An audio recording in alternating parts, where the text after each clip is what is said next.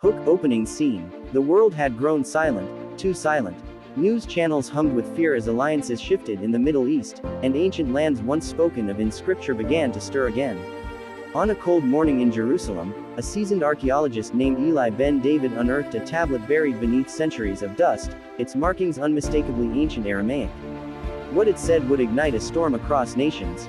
From the north, a nation shall rise, cloaked in peace, yet sharpened in deceit. It shall stretch its hand against the covenant land. Eli trembled. He had read these words before, in the book of Ezekiel. But now, the name hidden in the prophecy glared at him from the stone: Meshech, Tubal. Ancient names for the lands we now call Turkey. The story begins with Eli, an ordinary scholar with extraordinary faith, working at a dig site near the Syrian border. Alongside him was Leah, a Christian historian who had spent her life tracing biblical geography.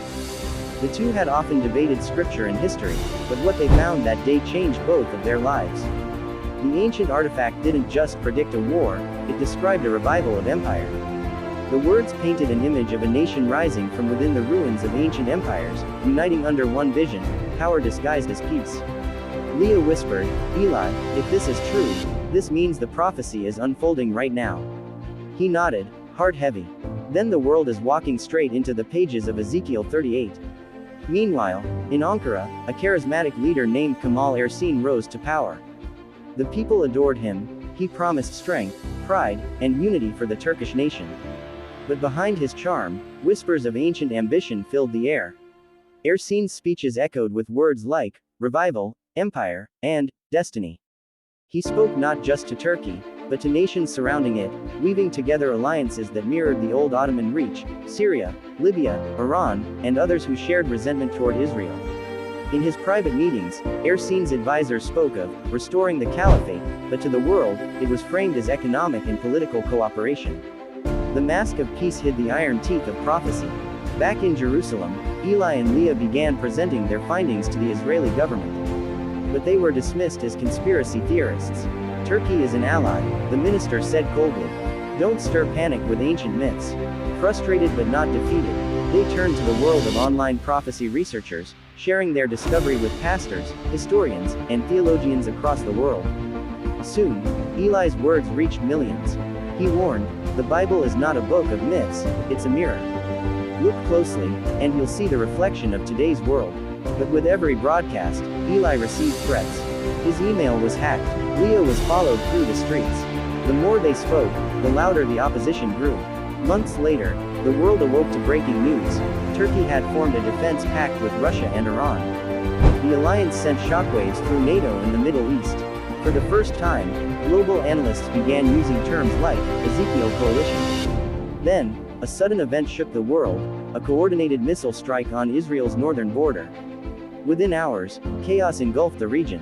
Turkey's government issued a statement calling for peacekeeping intervention, while mobilizing troops toward the Mediterranean. Eli and Leah watched in disbelief as scripture came alive before their eyes. "Greater than, Son of Man, set your face toward Gog of the land of Magog, the prince of Rosh, Meshech, and Tubal." Tears streamed down Leah's face. "It's happening. The nations are aligning exactly as foretold." In a secret meeting between world leaders, Ersin revealed his true agenda.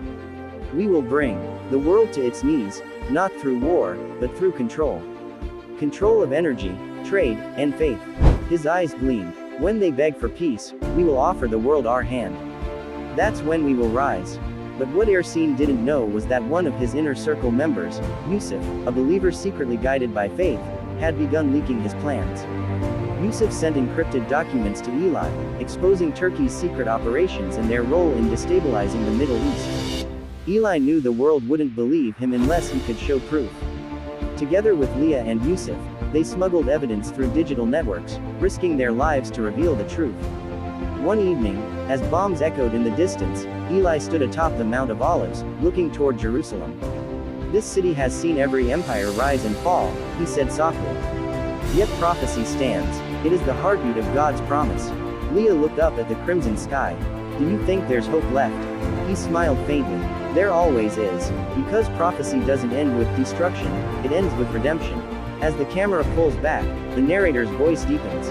greater than, the hidden enemy may rise, alliances may form, and the nations may tremble, but the author of time still writes the final chapter. The same book that foretold the rise also promises the return. The question is not if prophecy will be fulfilled, but are we ready when it does? Closing message for the video. Turkey in Bible prophecy is not just a warning, it's a reminder that every ancient word still breathes truth into modern times. History is not random. The pages of prophecy are turning faster than ever, and the world stands on the edge of the chapter long foretold.